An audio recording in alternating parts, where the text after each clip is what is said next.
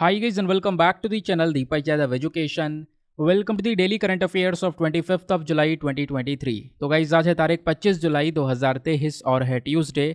आज की तारीख से जितने भी मोस्ट इंपॉर्टेंट करंट अफेयर्स बनेंगे उन सभी करंट अफेयर्स को हम यहाँ पर डिटेल से डिस्कस करेंगे। ये वीडियो यूपीएससी और स्टेट पीएससी के पॉइंट ऑफ व्यू से काफ़ी ज़्यादा इंपॉर्टेंट हो जाता है। तो चलो शुभ आरंभ करते हैं। बट आगे बढ़ने से पहले मैं आपको बता दूं, ये वीडियो रोज़ाना आपको मॉर्निंग में 5 बजे इसी चैनल पर मिल जाता है। तो आज कौन कौन समय पर वीडियो में प्रेजेंट हो चुका है नीचे लाइव चैट में ज़रूर से मेंशन करना। दोस्तों इस लेक्चर में हम लोग मेजरली इंडियन एक्सप्रेस के ऊपर फोकस करते हैं। इंडियन एक्सप्रेस के साथ साथ बाकी सारे जो इंपॉर्टेंट हमारे सोर्सेज हैं, for example PIB, Down to Earth, Live Mint, इन सभी सोर्सेज के न्यूज़ आर्टिकल्स को भी प्रॉपर बैकग्राउंड इन्फॉर्मेशन के साथ में कवर करते हैं, यानी कि इधर उधर भागने की आवश्यकता नहीं है। सभी का कंपाइलेशन आपको एक ही वीडियो में डेली बेसिस पर प्रोवाइड करवाया जाता है। बाकी अगर आप लोग इस लेक्चर का पीडीएफ डाउनलोड करना चाहते हो तो उसके लिए टेलीग्राम पर जाना, वहाँ पे जाके सर्च बॉक्स में लिखना दीपक यादव एजुकेशन यूपीएससी। आपको ये टेलीग्राम चैनल मिलेगा, यहाँ से आप डेली बेसिस पे इस लेक्चर के पीडीएफ को डाउनलोड कर पाओगे। और अगर आप मेरे साथ में पर्सनली जुड़ना चाहते हो तो उसके लिए इंस्टाग्राम पे जाना है, वहाँ पे जाके अगेन लिखना है दीपक यादव एजुकेशन। मेरा प्रोफाइल मिलेगा जहाँ पर 13,000 से ज़्यादा लोग ऑलरेडी जुड़ चुके हैं। आप भी मेरे साथ में पर्सनली जुड़ सकते हो। नाउ स्टार्ट करते हैं आज के इंपॉर्टेंट से सेशन को। सबसे पहले हम शुरुआत करेंगे इंपॉर्टेंट डे के साथ में। तो आज 25 जुलाई 2023 है और ट्यूसडे है। तो 25 जुलाई को हर साल वर्ल्ड एम्ब्रोलॉजिस्ट डे को सेलिब्रेट किया जाता है, ये आपने ध्यान में रखना है। तो 25 जुलाई को हर साल वर्ल्ड एम्ब्रोलॉजिस्ट डे सेलिब्रेट किया जाता है। ये ऐसे क्वेश्चन वनडे एग्जामिनेशन में डायरेक्टली पूछे जाते हैं। अब इस दिन का मतलब थोड़ा बहुत समझ में आ रहा है, थोड़ा बहुत नहीं आ रहा है। तो ये एम्ब्रोलॉजिस्ट्स होते कौन हैं, ये थोड़ा सा हम लोग जान लेते हैं। ये एम्ब्रोलॉजिस्ट्स वो प्रोफेशनल्स होते हैं जो कि मदद करते हैं एक नई लाइफ को क्रिएट करने में, नई बच्चे को जन्म देने में यहाँ पर ये मदद करते हैं। उन्हीं को हम लोग एम्ब्रोलॉजिस्ट बोलते हैं। अब ये नया लाइफ कैसे क्रिएट करते हैं? With the help of IVF treatment. IVF का नाम आपने कई बार सुना होगा, मैंने अपने वीडियोज़ में कई बार आपको डिटेल से पढ़ाया है। That is in vitro fertilization, यानी टेस्ट ट्यूब से बेबी को प्रोड्यूस करना, है ना। यानी कि यहाँ पर कोई भी बायोलॉजिकल प्रोसेस नहीं हो रहा है। यहाँ पे एग्जैक्टली क्या कर रहे हैं, लैबोरेटरी के अंदर में जो स्पर्म है, जैसे कि यहाँ पर एक मेल का स्पर्म हो गया, फीमेल का एग हो गया, इन दोनों को यहाँ पे कंबाइन करके जो एग है उसको फर्टिलाइज किया जाता है। फर्टिलाइज करने के बाद में उस एग को वापस से यहाँ पर महिला के अंदर में इंसर्ट कर दिया जाता है। ठीक है, तो इससे यहाँ पर बेबी प्रोडक्शन किया जाता है। तो ये बेसिकली जो टेक्निक है इसको हम लोग बोलते हैं इन विट्रो फर्टिलाइजेशन। तो इसी को यहाँ पर प्रैक्टिस करने वाले ये हमारे एम्ब्रोलॉजिस्ट होते हैं। इसी को यहाँ पर इम्प्लीमेंट करने वाले ये सभी लोग, ये मेडिकल प्रोफेशनल्स होते हैं जो कि स्टडी करते हैं स्पर्म की, इसको एग्जामिन करने की, एग्स की स्टडी करते हैं, एम्ब्रॉयस की स्टडी यहाँ पर करने का काम करते हैं। अब क्वेश्चन ये आता है कि वर्ल्ड एम्ब्रोलॉजिस्ट डे 25 जुलाई को सेलिब्रेट तो हो रहा है, लेकिन इसका कोई इतिहास वगैरह है? क्यों हो रहा है? कुछ पर्पस वगैरह पता है? हाँ बिल्कुल, देखो इतिहास है इसका। ये जो दिन है ना, ये स्पेशल इसलिए है क्योंकि 1978, कौन सा साल है? 1978, 1978। उस साल में जो पहला बच्चा जन्म लिया था आईवीएफ के प्रोसेस से, उसका नाम बहुत पॉपुलर है आज भी। यानी 1978 वो वाला साल है जिस समय पर सबसे पहला बच्चा जन्म लिया था आईवीएफ के प्रोसेस से। ठीक है, तो आपसे क्वेश्चन बने कि इन विट्रो फर्टिलाइजेशन का जो ट्रीटमेंट होता है, जो प्रोसेस है, इस प्रोसेस से सबसे पहले बार यहाँ पे जो सबसे पहला जो बेबी था, पहला बच्चा था, उसका नाम क्या है? तो यहाँ पर आप देख पाओगे इसका नाम है लुइस जॉय ब्राउन। ठीक है, ये पहला बेबी था जो इन विट्रो फर्टिलाइजेशन से पैदा हुआ था और ये 1978 में 25 जुलाई को पैदा हुआ था। इसी वजह से यहाँ पर हर साल हम लोग यहाँ पे वर्ल्ड एम्ब्रोलॉजिस्ट डे को एक स्पेशल डे के तौर पर, प्लस हर दिन यहाँ पर इसको वर्ल्ड एम्ब्रोलॉजिस्ट डे की तरह सेलिब्रेट भी करते हैं। समझ गए? आगे आते हैं उसके बाद नेक्स्ट आर्टिकल पर। अगला article GS paper number 3 defence and security के पॉइंट ऑफ व्यू से काफ़ी ज़्यादा इंपॉर्टेंट होने वाला है। बात की जा रही है एक्सरसाइज नोमैडिक एलिफेंट के बारे में। नोमैडिक एलिफेंट 2023 का जो अभ्यास है, ये अभ्यास अभी चल रहा है। कौन कौन से देशों के बीच में? इंडिया और मंगोलिया के बीच में। मैं आपको बता दूं, ये एक बायलैटरल जॉइंट मिलिट्री अभ्यास है।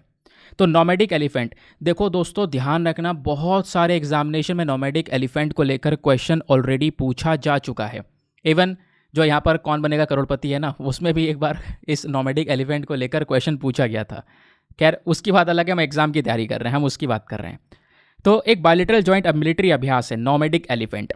23 इसलिए लगाया क्योंकि ये 2023 में हो रहा है।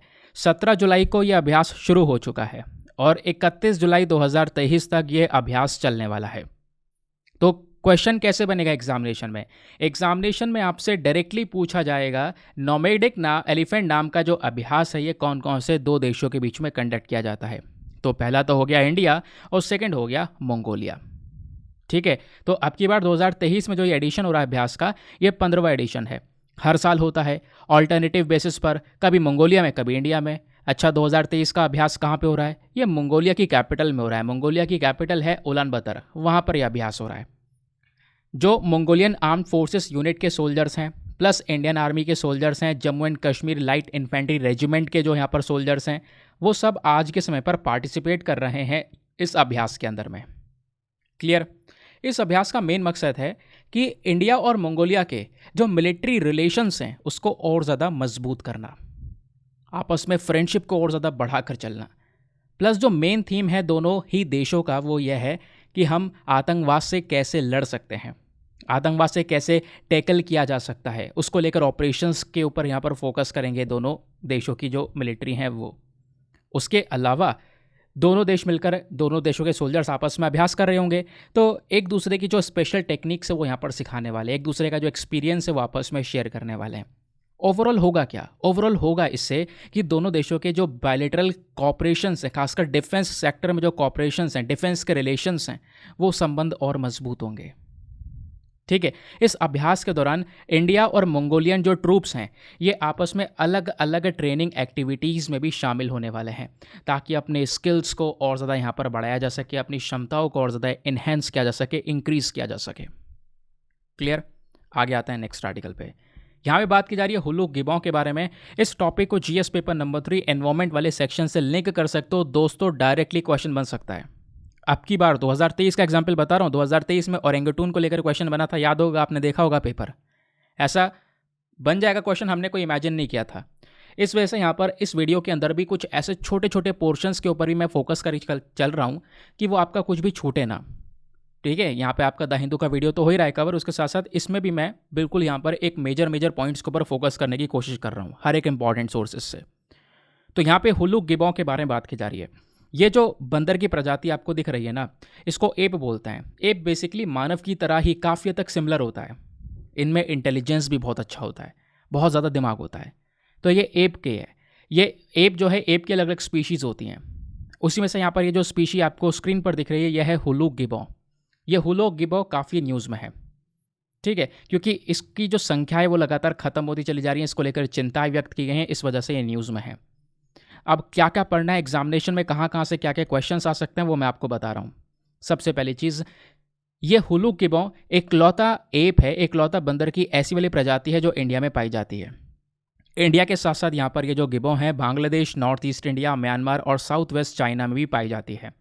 गिबों जो है ये एप्स की प्रजाति में जितनी भी प्रजातियाँ हैं ना, उनमें सबसे छोटे और सबसे तेज़ जो है यही वाले हुलू गिबों देखने को मिलते हैं। ये खासकर एशिया के कई सारे रीजन्स में रह रहे हैं, जैसे मैंने आपको बताया Bangladesh, north east India, Myanmar, इन सभी यहाँ पर एरियाज़ में पाए जाते हैं। हुलू गिबों इंडिया में अगर स्पेशली बात करें तो भारत के अंदर में जो नॉर्थ ईस्टर्न रीजन है वहाँ पर आपको ये देखने को मिलेंगे। ठीक है, पृथ्वी पर इन गिबों की 20 के आसपास जो प्रजातियाँ वो पाई जाती हैं, और इनमें से एक प्रजाति इंडिया में पाई जाती है नॉर्थ ईस्टर्न रीजन में। अब नॉर्थ ईस्टर्न रीजन कौन सा है, तो ये इंडिया का मैप हुआ और ये हुआ हमारा नॉर्थ ईस्ट इंडिया का मैप। ठीक है, यहाँ पे नॉर्थ ईस्ट इंडिया में अरुणाचल प्रदेश, नागालैंड, मणिपुर, मिजोरम है ना। तो मिजोरम की बात कर रहे हैं, अभी हम किसकी बात कर रहे थे, हम पूरे नॉर्थ ईस्ट इंडिया की बात कर रहे हैं। इस पर्टिकुलर एरिया में आपको ये हुलू गिबों पाया जाता हुआ नज़र आता है। असम है, मेघालय है, ये सब हमारे नॉर्थ ईस्ट इंडियन स्टेट्स हैं। ठीक है, बात क्लियर हुई, आगे आते हैं। अब उसके बाद बात की जा रही है कि जो ये हुलू गिबों है ना, इनकी भी दो कैटेगरीज हैं। सबसे पहला एक है वेस्टर्न हुलू गिबों और दूसरा है ईस्टर्न। वेस्टर्न ईस्टर्न दोनों के नाम ध्यान रखने, क्वेश्चंस बनने के चांसेस हैं। वेस्टर्न हुलू गिबों बेसिकली क्या है ना, ये कह सकते हो नॉर्थ ईस्ट इंडिया में पाया जाता है, और खासकर जो ब्रह्मपुत्र रिवर है, दिबांग रिवर है, उसके ईस्टर्न साइड में यहाँ पर ये देखने को मिलेगा। प्लस इंडिया से बाहर, यानी वेस्टर्न हुलू गिबों हमारे भारत के नॉर्थ ईस्ट इंडिया के अलावा इंडिया से बाहर बांग्लादेश, नॉर्थ वेस्ट म्यांमार में पाया जाता है। अब बांग्लादेश जस्ट नीचे हो गया, ये हो गया, म्यांमार आपको ये देखने को मिल जाएगा। तो इंडिया का ये वाला पोर्शन, बांग्लादेश, म्यांमार, इन सभी जगह पर ये वेस्टर्न हुलू गिबों पाया जाता है। इसको IUCN के रेड लिस्ट में एंडेंजर्ड कैटेगरी में रखा गया है। जो हमारा international union for conservation of nature है ना, इसकी जो लिस्ट है उसमें एंडेंजर्ड कैटेगरी में रखा गया, यानी कि काफ़ी ज़्यादा खतरे में हुलॉक गिबों की प्रजाति आज के समय में नज़र आती है। फिर आता है eastern hoolock gibbon. Eastern hoolock gibbon basically Arunachal Pradesh और असम में पाया जाता है। और अरुणाचल प्रदेश, असम के अलावा अगर हम दूसरे देश की बात करें तो चाइना और म्यांमार में देखने को मिलता है। अरुणाचल प्रदेश जस्ट आपको यहाँ पे नॉर्थ ईस्ट इंडिया में ऊपर दिख रहा होगा, और असम अरुणाचल प्रदेश से जस्ट नीचे आपको यहाँ पे नज़र आएगा। ठीक है। बाकी ईस्टर्न हुलॉक गिबो का जो IUCN स्टेटस है वो है वल्नरेबल कैटेगरी में। ये आपको जो IUCN के स्टेटस होता है ना, ये डायरेक्टली याद करने होते हैं, रटने पड़ते हैं। मैं आपको बताऊं तो, क्योंकि इसमें कोई चेंज नहीं हो सकता, ये एज इट इज़ रटने पड़ेंगे। कई बार क्वेश्चंस पूछे गए हैं डायरेक्टली यहाँ पर कि इसका IUCN रेड लिस्ट में स्टेटस क्या है। ठीक है। तो वेस्टर्न का एंडेंजर्ड कैटेगरी में है और ये ईस्टर्न वाला वल्नरेबल कैटेगरी में है। आगे आते हैं नेक्स्ट आर्टिकल पे। यहाँ पे बात की जा रही है रामगढ़ विषधारी टाइगर रिजर्व की। मैं आपको बता दूं पिछले 1 महीने में 2 बार ये न्यूज़ में आया है। अगेन इंपॉर्टेंट है, GS पेपर नंबर 3 एनवायरमेंट का सेक्शन। सबसे पहली चीज़, जब भी कोई tiger reserve, wild life sanctuary news में होता है तो हमेशा से UPSC इसका लोकेशन पूछता हुआ नजर आया है। अगर आप प्रीवियस ईयर क्वेश्चंस उठाओगे भी तो हमेशा लोकेशंस पूछी गई हैं।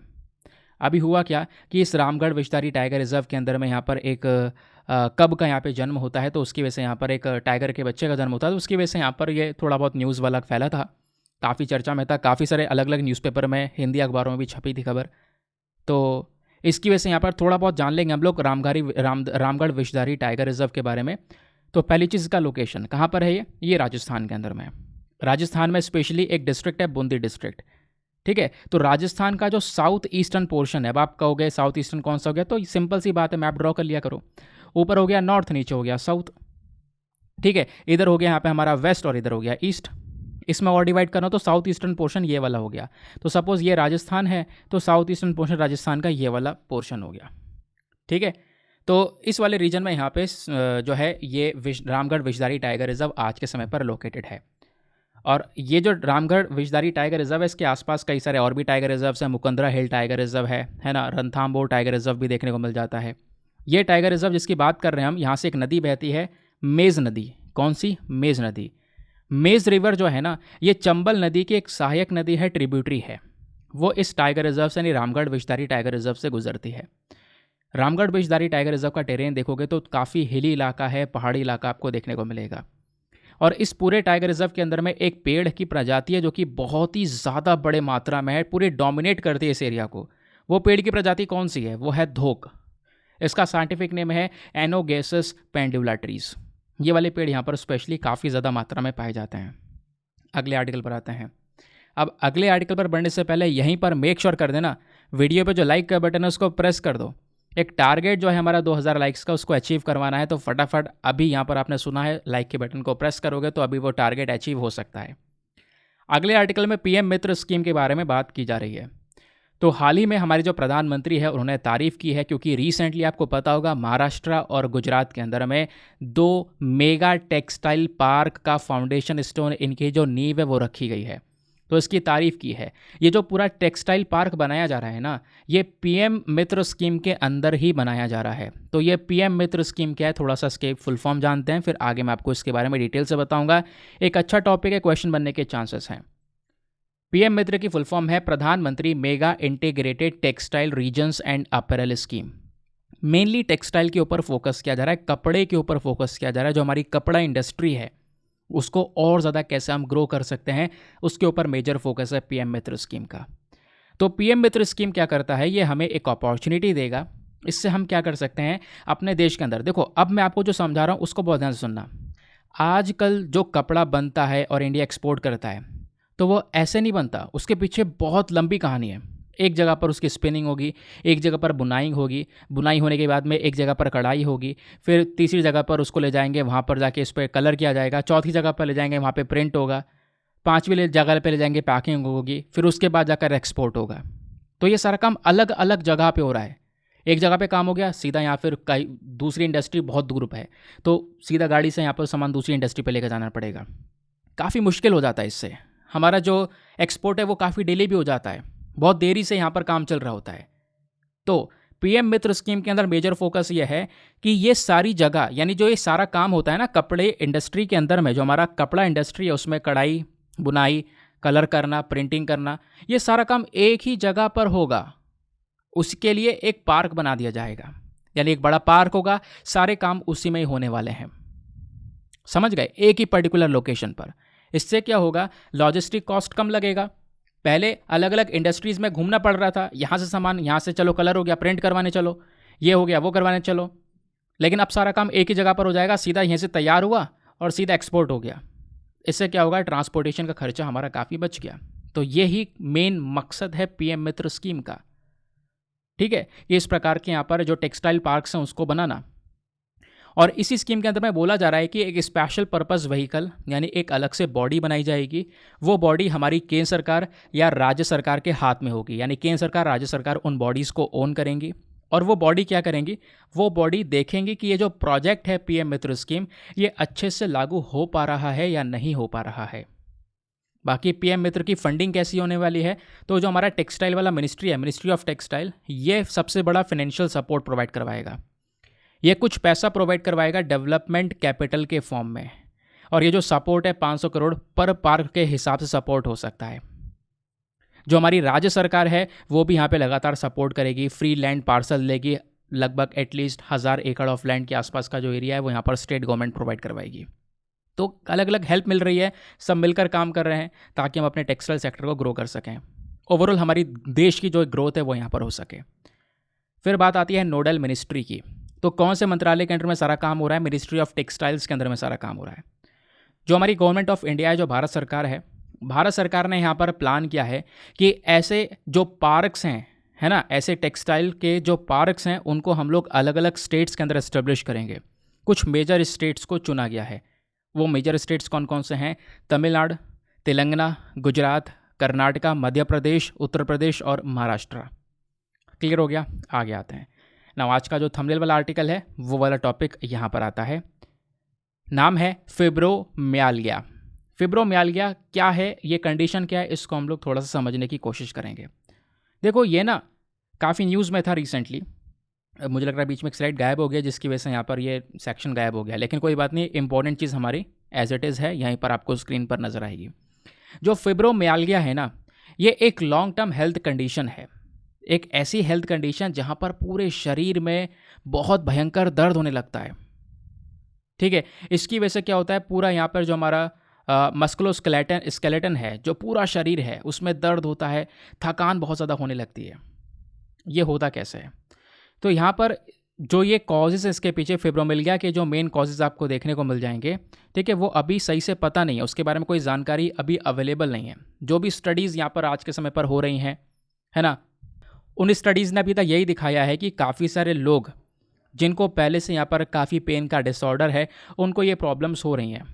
जिनको थोड़ा दर्द ही बर्दाश्त नहीं है, उनके अंदर ये थोड़ा ज़्यादा प्रॉब्लम क्रिएट कर रहा है। लेकिन अभी भी यहाँ पर इसके पीछे का जो मेन कारण है ना, वो नहीं पता चला है कि फिब्रोमियाल्गिया किसकी वजह से हो रहा है। इसके ऊपर रिसर्चेस जारी हैं।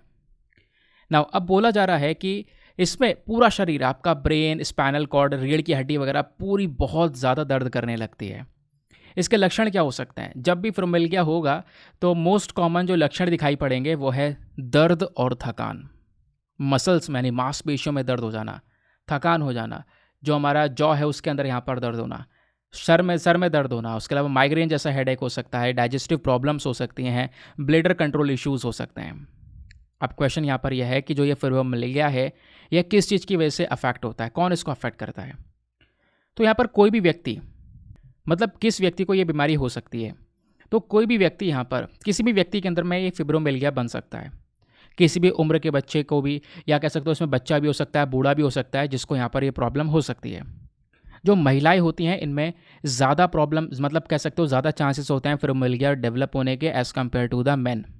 तो आदमियों से ज़्यादा, पुरुष से ज़्यादा महिलाओं में ये वाली कंडीशन देखने को मिलती है। कोई ट्रीटमेंट वगैरह नहीं, कोई भी ऐसा प्रॉपर ट्रीटमेंट आज के समय पर इस फिब्रोमियाल्गिया क्या नहीं देखने को मिलेगा। क्या होता है, बहुत सारी अलग अलग वैरायटी की जो मेडिसिन हैं वो यहाँ पर चलाई जाती हैं इसके सिम्टम्स को, लक्षण को कंट्रोल करने के लिए। वैसे यहाँ पर आपको कोई प्रॉपर ट्रीटमेंट नज़र नहीं आएगा। आगे आते हैं, नेक्स्ट आर्टिकल में पायलट व्हील्स के बारे में डिस्कशन किया जा रहा है। तो पायलट वेल्स देखने में कुछ इस प्रकार से लगती हैं जैसा आपको स्क्रीन पर दिखा होगा। हुआ क्या है, काफ़ी ज़्यादा मात्रा में जो ये पायलट वेल्स हैं वो अभी मरी हुई पाई गई हैं, उनको मार दिया गया है बेसिकली फरो आइलैंड के पास में। तो फरो आइलैंड यहाँ पर देखने को मिलेगा हमारे नॉर्दर्न सेक्टर में। नॉर्दर्न साइड में जब जाओगे ना तो इधर Norway, Sweden, Denmark, UK, Ireland जैसे देश देखने को मिलेंगे। तो ऊपर उसके आइसलैंड भी नज़र आएगा। तो आइसलैंड और इधर यूके के जस्ट बीच में आपको यहाँ पर ये फरो आइलैंड्स देखने को मिल जाते हैं। तो यहीं जस्ट पास में काफ़ी सारी जो ये डॉल्फिन हैं, ये जो पायलट वेल्स हैं बेसिकली, इनको मार दिया गया है। पायलट वेल को हम लोग ओशियानिक डॉल्फिन के नाम से भी जानते हैं। तो पायलट वेल इस वजह से न्यूज़ में है। अब इनका जो नाम है भले ही पायलट वेल हो, लेकिन कहीं ना कहीं ये डॉल्फिन फैमिली को बिलोंग करती हैं। ये जो जिस परिवार से बिलोंग करती हैं उस परिवार का नाम है डॉल्फिन फैमिली का डेल्फिनिडे, इस परिवार से बिलोंग करती हैं। पायलट वेल्स की दो इंपॉर्टेंट प्रजातियाँ होती हैं। एक होती है शॉर्ट फिन पायलट वेल और दूसरी होती है लॉन्ग फिन पायलट वेल। आपको पता होगा मछलियों का फिन जो है ना, साइड में जो परसा जैसे देखने को मिलता है ना, ये आप देख पाओगे, ये आपका फिन हो जाता है। ये इसको हम लोग फिन्स बोलते हैं, मछलियों में देखने को मिलता है जनरली। अब होता क्या है यहाँ पर, तो जो दो प्रजाति होती है ना इन पायलट वेल्स की, एक का फिन छोटा होता है, एक का फिन थोड़ा बड़ा होता है। छोटे फिन वाली जो पायलट वेल होती है उसका साइंटिफिक नेम है ग्लोबिसेफिला मैक्रोराइनिकस। ठीक है, ये ज़्यादातर जो वार्म वाटर है, वार्म टेम्परेट रीजन्स में पाई जाती है। बाकी जो लंबे फिन वाली यहाँ पर जो पायलट वेल्स हैं, इनको हम जी मेलास के नाम से जानते हैं, ये ठंडे पानी में पाई जाती है, कोल्ड वाटर्स में पाई जाती है। ठीक है, बाकी इन पायलट वेल्स के फीचर्स के बारे में बात करेंगे तो इनका जो सर होता है वो थोड़ा सा राउंड शेप में होता है और इनकी चोंच वगैरह ज़्यादा कोई देखने को मिलती नहीं है। वैसे जैसे आपने शार्क वगैरह या बाकी जो मछली देखी होंगी उनकी आगे एक चोंच सी होती है, लेकिन इसकी यहाँ पर कोई चोंच नहीं नज़र आएगी। ऐसा राउंडेड सा मुंह नज़र आएगा, ठीक है, इस वाले वेल का, पायलट वेल का। और इसका राउंडेड सा मुंह है, प्लस कोई यहाँ पर चोंच वगैरह नहीं है। ये एग्जैक्टली इसके अपीयरेंस को लेकर बताया गया। बाकी इसका जो फिन होता है मैंने आपको बताया, छोटे फिन वाली भी होती है और बड़े फिन वाली भी होती है, दोनों में ज़्यादा कोई डिफरेंस होता नहीं है। दोनों फिन वाली जो पायलट वेल्स होती हैं ना, इनका जो लंबाई होती है वो 4 से 6 मीटर्स के आसपास ही होती है। बाकी इन दोनों ही प्रजाति के अंदर में जो मेल होते हैं, मेल वाली प्रजाति होती है वो साइज़ में बड़ी होती है फीमेल से। दोनों ही प्रजाति में जो यहाँ पर ये मछलियाँ होती हैं वो ब्लैक कलर की होती हैं, है ना। कुछ इंडिविजुअल्स यहाँ पर थोड़ी सी येलो कलर की भी देखने को मिल जाती हैं। बाकी जो ये पायलट वेल्स हैं इनको ग्रुप में रहना पसंद है। ठीक है, कुछ डजन यानी 12 से लेकर 100 के आसपास यहाँ पर ये जो पायलट वेल्स आपस में रहती हैं। तभी तो यहाँ पर हाल ही में 78 के आसपास जो लॉन्ग फिन वाली पायलट वेल्स हैं, है ना, इनको मार दिया गया है फरो आइलैंड के पास में। इस वजह से यहाँ पर पायलट वेल्स लगातार न्यूज़ में है, फरो आइलैंड भी न्यूज़ में है। आगे आते हैं नेक्स्ट आर्टिकल में। अगले आर्टिकल में बात की जा रही है India Myanmar Thailand trilateral highway के बारे में। अगेन एक इंपॉर्टेंट आर्टिकल। हुआ क्या है मैं आपको समझाता हूँ पहले। इंडिया के जो एक्सटर्नल अफेयर मिनिस्टर हैं एस जयशंकर जी, इन्होंने हाल ही में जो अपनी मीटिंग है म्यांमार काउंटर पार्ट के साथ में की और उनके साथ में डिस्कशन किया और मेन फोकस इस India Myanmar Thailand trilateral project के ऊपर रहा है। अब ये India Myanmar Thailand trilateral highway क्या है, 3 देशों के बीच से यहाँ पर इस हाईवे को गुजारा गया है। ठीक है, तो ये हाईवे यहाँ पर शुरू होता है इंडिया से और इधर यहाँ पे खासकर स्पेशली इंडिया का जो मणिपुर के अंदर में रीजन है ना, मोरहा, वहाँ से शुरू होता है। तो इंडिया जुड़ गया, बीच में म्यांमार से गुजरता है, म्यांमार से गुजरकर नीचे यहाँ पर जो साउथ ईस्ट एशियन कंट्री है थाईलैंड, यहाँ पर आ जाता है। तो तीनों देशों को यहाँ पर ये हाईवे जोड़ता है। ठीक है, ये प्रोजेक्ट के ऊपर अभी आज के समय पर काम किया जा रहा है। तो ये ऊपर इंडिया हुआ, नीचे म्यांमार हुआ, म्यांमार के नीचे जस्ट थाईलैंड हुआ। तो इनके बीच में एक हाईवे तैयार किया जा रहा है कि सीधा यहाँ पर एक हाईवे होगा जो कि यहाँ पर इंडिया से गुजरेगा, स्पेशली मणिपुर से निकलेगा और मणिपुर से निकलता हुआ म्यांमार को जोड़ता हुआ थाईलैंड जाएगा। और मणिपुर से ये रास्ता सीधा आप कह सकते हो इधर नॉर्थ ईस्टर्न स्टेट से घूमता हुआ ये उत्तर प्रदेश तक जा सकता है। समझ गए? तो ऐसा हाईवे आपको देखने को मिलेगा। तो India Myanmar Thailand trilateral highway के बारे में अगर हम बात करें तो इंपॉर्टेंट है।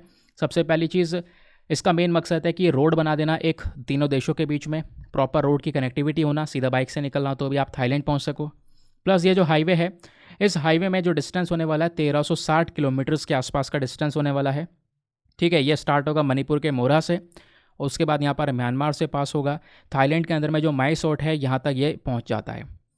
प्लस सबसे पहली बार यहाँ पर इस पूरे प्रोजेक्ट को लाया गया था, जो हमारे फॉर्मर प्राइम मिनिस्टर हैं अटल बिहारी वाजपेयी जी, वो यहाँ पर इस प्रोजेक्ट को लेकर आए थे और फिर उसके बाद में इसको अप्रूव किया गया अलग अलग मिनिस्ट्रियल लेवल की मीटिंग के दौरान 2002 में एक बड़ी मीटिंग हुई थी इंडिया, म्यांमार, थाईलैंड की। तो उस मीटिंग के दौरान यहाँ पर इस हाईवे को अप्रूवल दे दिया गया कि हाँ बिल्कुल ऐसा हाईवे हम लोग तैयार करेंगे।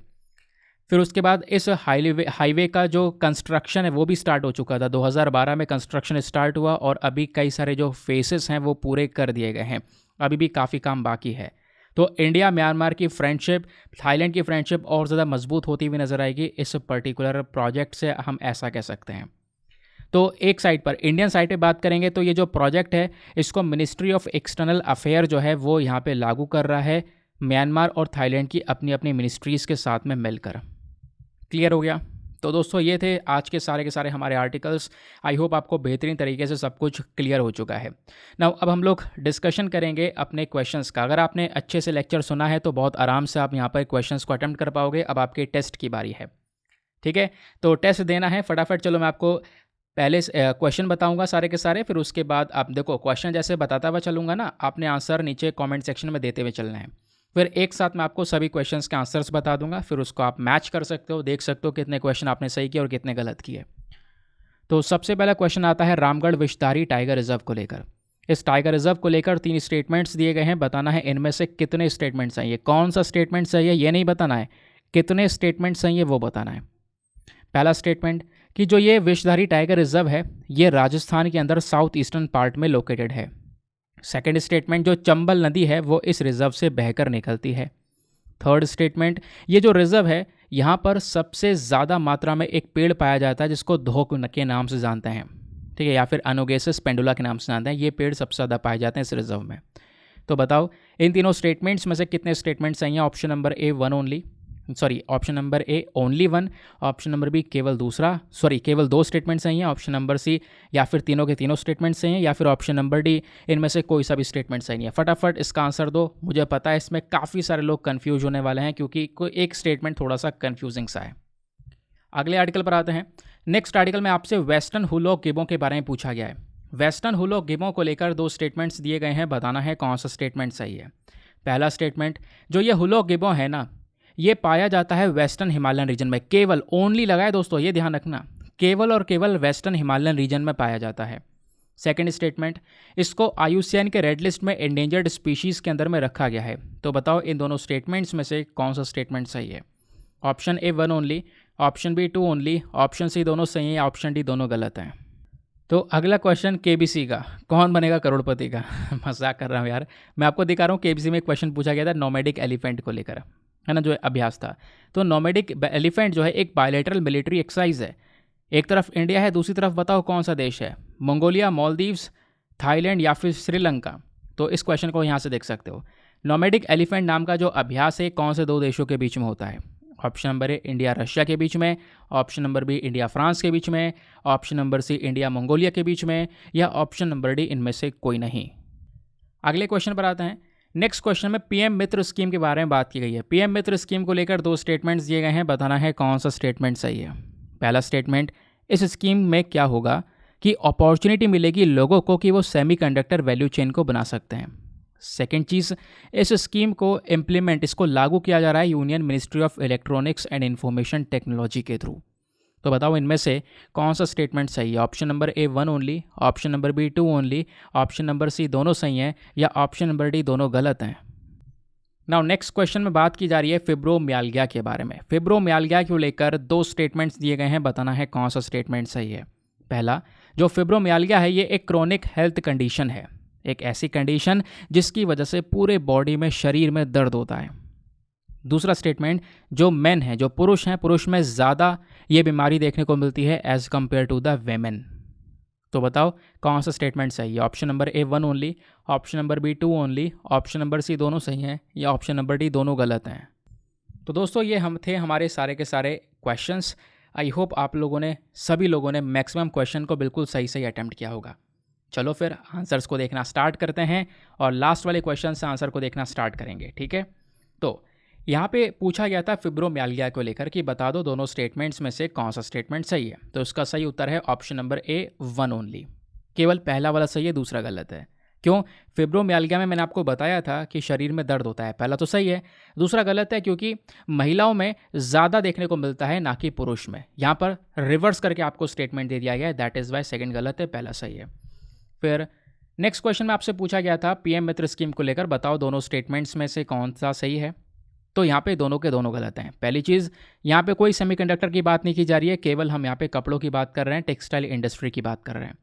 सेकेंड चीज़, यहाँ पे भाई जब कपड़ों की बात की जा रही है तो इलेक्ट्रॉनिक की मिनिस्ट्री का कोई लेना देना नहीं है, यहाँ पर टेक्सटाइल मिनिस्ट्री का ही लेना देना है। That is why option number D, neither one नर टू, इन दोनों में से कोई सा भी स्टेटमेंट सही नहीं है। फिर अगले क्वेश्चन में पूछा गया नोमैडिक एलिफेंट कौन से दो देशों के बीच में होता है। तो इंडिया और मंगोलिया के बीच में यह अभ्यास कंडक्ट किया जाता है। फिर अगले क्वेश्चन में पूछा गया वेस्टर्न हुल ऑफ गिबों को लेकर बताओ दोनों स्टेटमेंट्स में से कौन सा स्टेटमेंट सही है। तो सेकंड वाला तो सही है, पहला वाला गलत है। पहला वाला क्यों गलत है? पहला वाला बोलता है कि वेस्टर्न हुल ऑफ गिबों केवल वेस्टर्न हिमालयन रीजन में पाया जाता है। ऐसा है क्या? नहीं भाई, वेस्टर्न हिमालयन रीजन से बाहर निकल जाओ, चाइना में, म्यांमार में भी पाया जाता है, बांग्लादेश में भी पाया जाता है। तो इस वजह से पहला स्टेटमेंट हो गया गलत। सेकंड स्टेटमेंट हमारा सही है क्योंकि हुल ऑफ गिबों IUCN के रेड लिस्ट के अंदर में एंडेंजर्ड स्पीशीज़ की कैटेगरी में कवर किया गया है। फिर पूछा गया था आपसे रामगढ़ विषधारी टाइगर रिजर्व को लेकर बताओ इन तीनों स्टेटमेंट्स में से कितने स्टेटमेंट सही हैं। तो केवल दो स्टेटमेंट सही हैं, पहला वाला और तीसरा वाला। पहला वाला कि जो ये टाइगर रिजर्व है ये राजस्थान के साउथ ईस्टर्न पार्ट में स्थित है, सही है। तीसरा वाला स्टेटमेंट ये भी सही है क्योंकि यहाँ पर सबसे ज़्यादा एक पेड़ है जो कि डोमिनेट कर रहा है इस पूरे रीजन को, वो है धोक। सेकेंड वाला स्टेटमेंट गलत है। कई सारे लोगों ने सेकेंड वाला स्टेटमेंट सही लगाया होगा, मुझे पता है। क्यों? क्योंकि मैंने आपको पढ़ाया था ना कि चंबल नदी, नहीं, मैंने पढ़ाया था कि चंबल नदी की सहायक नदी है मेज रिवर। जो मेज रिवर है वो मेज रिवर यहाँ पर इस टाइगर रिजर्व से बहती है, निकलती है, ना कि चंबल नदी। इस वजह से जो हमारा सेकंड स्टेटमेंट है वो यहाँ पर हो जाता है गलत। ठीक है, वो मेज नदी निकलती है, ना कि चंबल नदी। मेज नदी ही बेसिकली हमारी चंबल नदी की एक सहायक नदी है। बाकी दोस्तों, अगर आप पेड ग्रुप को ज्वाइन करना चाहते हो, द हिंदू का जो वीडियो आता है ना मॉर्निंग में, उसकी परेशानी हो रही है, हिंदी में कंटेंट चाहिए, इंग्लिश में चाहिए, है ना, तो उसके लिए यहाँ पर आप पेड ग्रुप ज्वाइन कर सकते हो। पेड ग्रुप ज्वाइन करने के लिए एक बहुत मिनिमम अमाउंट रखा गया है, 499 rupees for the life time access. आप हमेशा के लिए, ज़िंदगी भर के लिए आपने केवल 499 रुपीज़ का इन्वेस्टमेंट करना है। आप 499 रुपीज़ इन्वेस्टमेंट करने के बाद में ग्रुप में जुड़ जाओगे। वहाँ पर आपको डेली करेंट नोट्स, PDF वगैरह ये सारी चीज़ें प्रोवाइड करवाई जा रही हैं। बाकी अगर इसको ज्वाइन करना है तो आपको यहाँ पर एक व्हाट्सअप नंबर पर मैसेज करना है। व्हाट्सअप नंबर आपको स्क्रीन पर दिखाई दे रहा होगा, 8534873368। इस नंबर पर व्हाट्सएप पर मैसेज करना कि सर हाँ मुझे यहाँ पर ये वाला ग्रुप ज्वाइन करना है। ठीक है, तो क्या होगा, आपको वहाँ से रिप्लाई आएगा, सारा प्रोसेस बताया जाएगा पेमेंट का, जिसके बेसिस पर आप इस ग्रुप को ज्वाइन कर पाओगे। ना दोस्तों, इसी के साथ करते हैं लेक्चर को समाप्त और मिलते हैं आप लोगों से अगले वीडियो में। आज के लिए bye bye, have a nice day, thank you and जय हिंद।